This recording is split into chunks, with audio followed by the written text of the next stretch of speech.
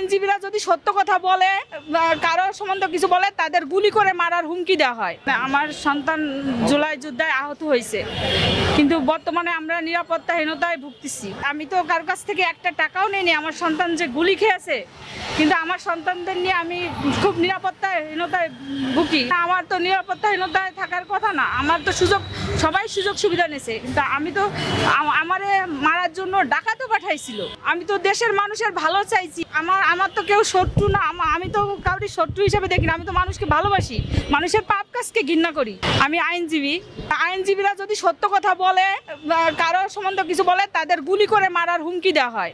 কেন সেটা? অন্য সবার থেকে আমি ভিন্ন। আমি যখন বিচারক, তখন আমার কাছে সবাইকে সমান চোখে দেখি।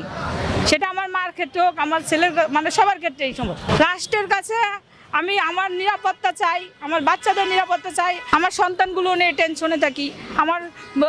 আমাকে কেউ বলে, ফেসবুকে এসে বলে, বাইরে থেকে বলে, আপনার বাচ্চাগুলো কোথায় কোথায় পড়ে, এগুলো ইয়া করেন কেন? আমরা তো কারো ক্ষতি করিনি। সত্য কথা বলতে গেলে পিছনে শত্রু লাগবে। এই পৃথিবীতে ভালো কাজ করতে গেলে সৎ মানুষদের পিছনে, সৎ মানুষের দুইটা জিনিসের সাথে লড়তে হয়। একটা হচ্ছে দারিদ্রতার কষ্ট, আরেকটা হচ্ছে দুষ্ট লোকের চক্রান্ত।